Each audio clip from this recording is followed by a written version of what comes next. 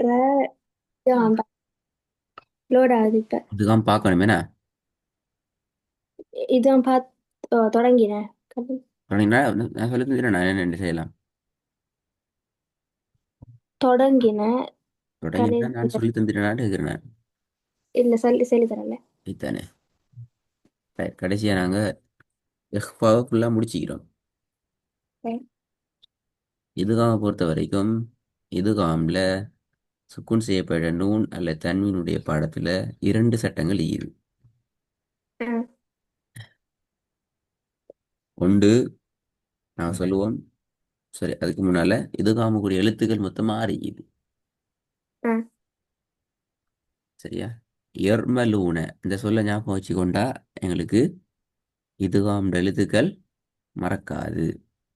ஆ. இதுகாம் எழுத்துக்கள் எங்களுக்கு மறக்க. மறக்க. ரெண்டு வகையாக நாங்கள் இதுகாம் பார்க்கலாம். ஒன்று சொல்லுவோம் என் மூ, அதாவது உண்ணாவோடு சேர்த்தல் என்ற இதுகாமோட சட்டம். ரெண்டாவது இதுகாம் உண்ணா செய்யாம சேர்த்தல். இதுகாம் ம், உண்ணா செய்யாம சேர்த்தல் என்கிறது.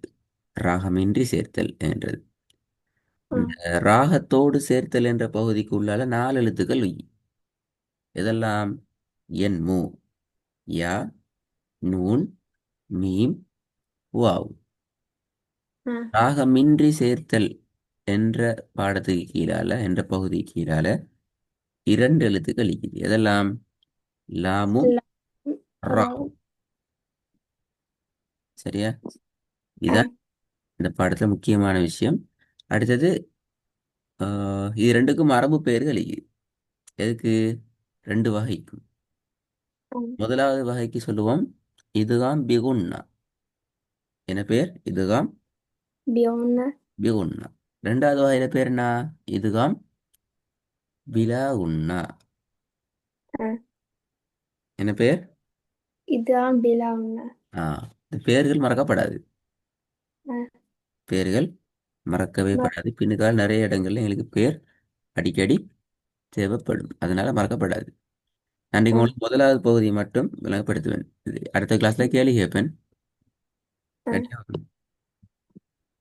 முதலாவது பகுதி என்னென்றால் இதுதான் பிகுன்னா. ஆ, அசல் பேர் அரபுல தேவைன்னு சொல்லி அப்போ ஆ. இந்த பேர் அரபுல வந்திக்குது. இதுதான் பிகுன்னா. பியோன்னு. ராகத்தோடு சேர்த்தல். ஆ, சரி, இதுல நாலு எழுத்துக்கள் ஆ. என்மு. சட்டத்தை பாருங்க. சுக்கூன் செய்யப்பட்ட நூனை அல்லது தன்மையினை தொடர்ந்து இதுகாம் பிகுன்னாவுடைய நான்கு எழுத்துக்கள். ஆ. சும்மா இதுகாமுடைய எழுத்துக்கள்ல கொண்டு வந்தான்னு சொல்ல இயலாது. சட்டம் சொன்னா சட்டம் பிழை. ம், ஏன் பிழை? இதுகாம்ங்கிறது சும்மா மொட்டையா வெறும் இதுகாம்னு சொல்ற சட்டம் ஒன்று எங்கேயும் இல்லை. ம். ஒன்று அது இதுகாம் பிகுன்னாவுடைய சட்டமா வரணும். அப்படி இல்லாட்டி எதுல வரணும்? இது இதுகாம் பிலாவுன்னு. பிலா உன்னால வரணும். சும்மா மொட்டையா எங்கேயும் எப்படி வர இயலாது. இது ஆனந்து. சும்மா இது ஆமென்று வர இயலாது. வாரது பிழை. ஆ. அப்படி வார சந்தர்ப்பத்தில் நான்கு எழுத்துக்கள் ஒன்று அந்த சுக்குன் செய்யப்பட்ட நூன் அல்லது தன்வீனை தொடர்ந்து வரணும். எந்த நாலு எழுத்துக்கள் சொல்லுங்க பாப்போம். யா, நூன், மீம், வாவ். Very good. அப்போ அது மறக்காது, மறக்கவும் படாது.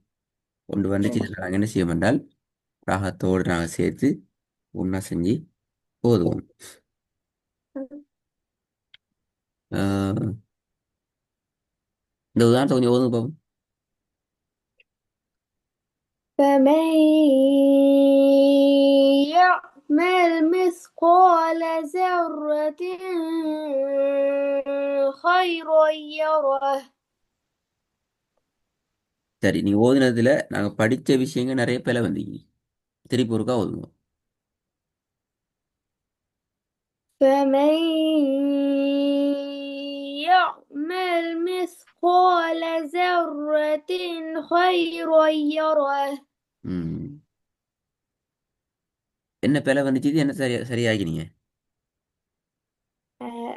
ذرة ஹைரொய்யரால அந்த ஆம், தன்வீன் வித்து தன்வீன் இடத்துல நான் இல்ஹார எழுத்து வந்தீரு நான் என்ன சுக்குன் வச்சு வந்துட்டு சுக்குன் வைக்காம அதனும் சுக்குன் வைக்காமலையா? எங்க சுக்குன் வைக்கல? சுக்குன் இல்ல இந்த ராகம் இல்லாம நான் ராகம் இல்லாம.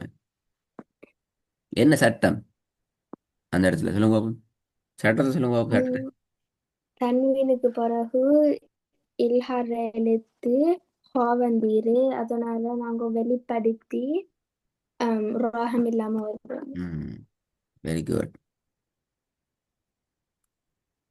அப்ப அது முக்கியம். ம்.